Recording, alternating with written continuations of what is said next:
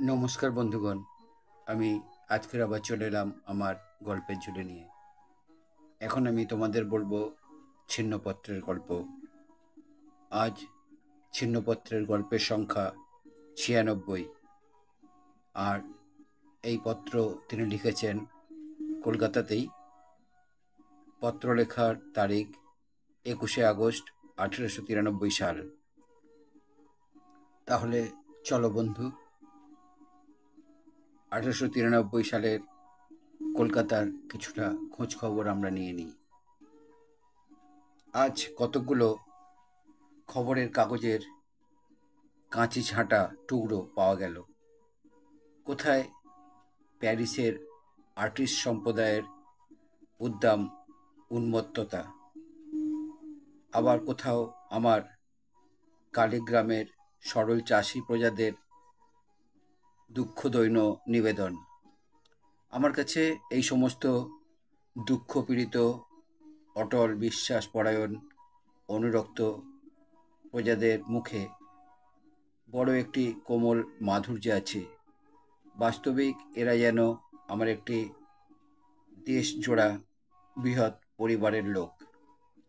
এই সমস্ত নিঃসহায়, নিরুপায়, নিতান্ত নির্ভরপর সরল চাষাভুষোদের আপনার লোক মনে করতে একটা সুখ আছে।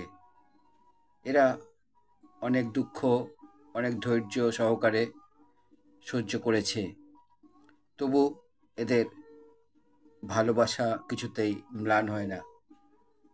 আজ একজন এসে বলছিল, সে বছর ভালো ধান হয়নি বলে চুঁচুড়ে বুড়ো বাপের কাছে এনছাপ নিতে গিয়েছিলুম। তা সে বললে, আমি তোদের কিছু ছেড়ে দিচ্ছি, তোরাও আমাকে কিছু খেতে দিস।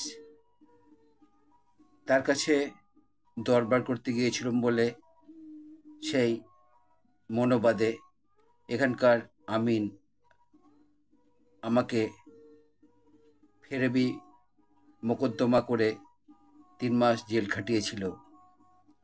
আমি তখন তোমার মাটিকে স্লাম করে ভিন এলাকায় গিয়েছিলুম, কিন্তু তবু তার এমনই ভক্তি যে সেই ভিন এলাকার জমিদার আমাদের কত জমি চুরি করে ভোগ করছিল বলে সে এখানকার সেরেস্তায় জানিয়ে যায়। সেই আগে তার নতুন জমিদার তার ধান শুদ্ধ জমি কেড়ে নিয়েছিল। সে বলে, আমি যার মাটিতে বুড়োকাল পর্যন্ত মানুষ হয়েছি, তার হিতের কথা আমি বলতে পাবো না। এই বলে সে চোখ থেকে ২-১ ফোঁটা জল মুছে ফেললে। সে যে কেমন সহজে, কোনো রকম চাতুরি না করে যেন একটা খবর দিয়ে যাবার মতো সমস্তটা বলে গেল, তা দেখলে এই ব্যাপারটা যথার্থ গভীরতা বুঝতে পারা যায়।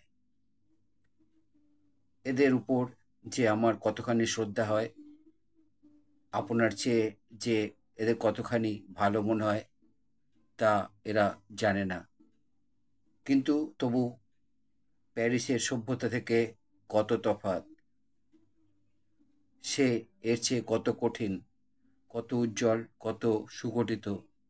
তবু এখানকার মানুষের মধ্যে যে জিনিসটি আছে, সে বড় অনাদরের নয়। যতক্ষণ না সভ্যতার মাঝখানে এই স্বচ্ছ সরলতার প্রতিষ্ঠা হয়, ততক্ষণ সভ্যতা কখনোই সম্পূর্ণ এবং সুন্দর হবে না। সরলতাই মানুষের স্বাস্থ্যের একমাত্র উপায়। সে যেন গঙ্গার মতো তার মধ্যে ম্লান করে সংসারের অনেক তাপ দূর হয়ে যায়।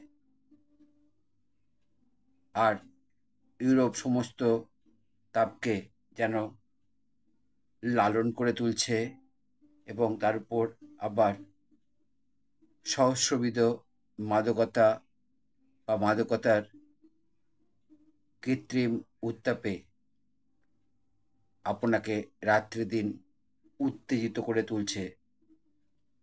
খবরের কাগজের যে কটি টুকরো এসেছে, প্রতিটিতেই এই প্রমাণ দেয়।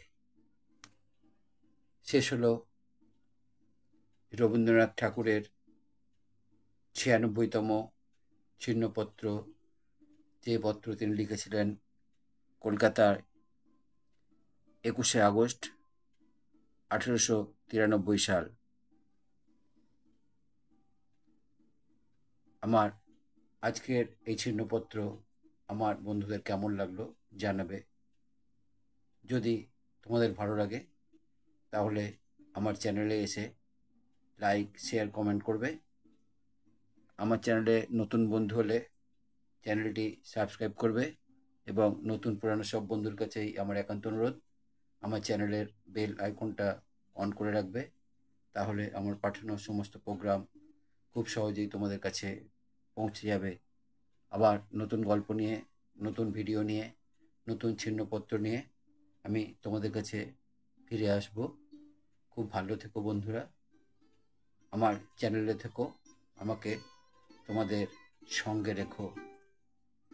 নমস্কার বন্ধু, বিদায়।